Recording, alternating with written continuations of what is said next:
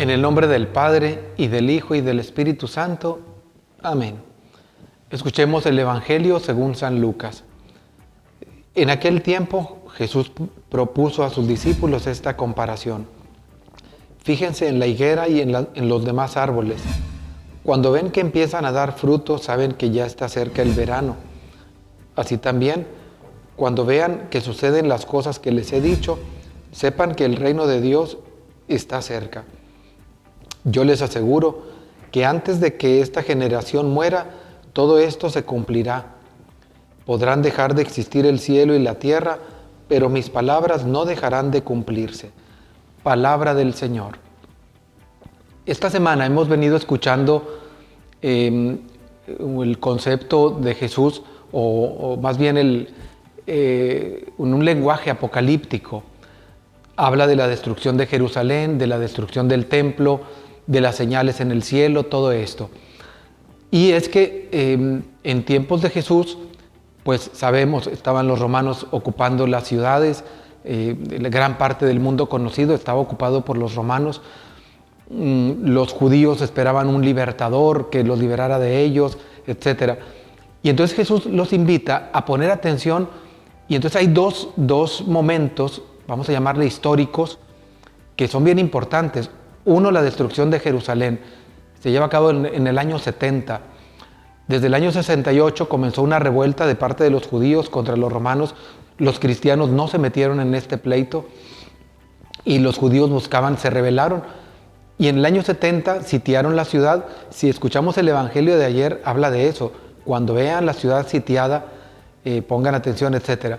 Bueno, fue sitiada en el año 70 y destruida, arrasada completamente por las tropas de Tito.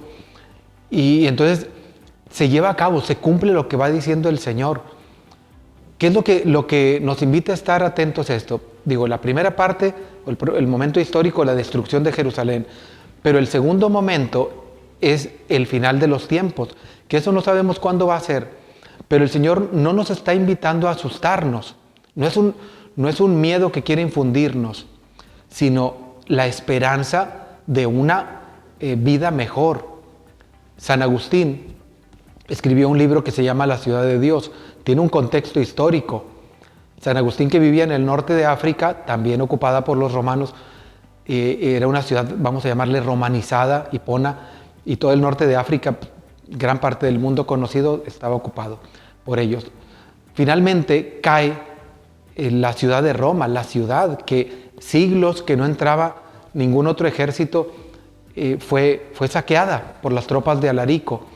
Cuando es destruida Roma, San Agustín redacta ese libro, La ciudad de Dios, que nos habla de eso, pensando en la ciudad terrena, como Roma, y pensando Jerusalén 3 siglos antes, y como han caído otros imperios y otras ciudades, esos son la ciudad aquí de la tierra.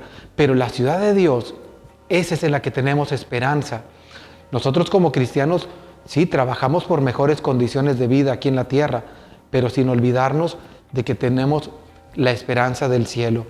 Dice Jesús que estemos atentos, así como vemos que germinan algunos árboles en cierta temporada para dar frutos, así tenemos que estar atentos a las señales que nos digan que tenemos la esperanza de una vida futura. Y dice Jesús, mis palabras no dejarán de cumplirse. Y no dejaron de cumplirse.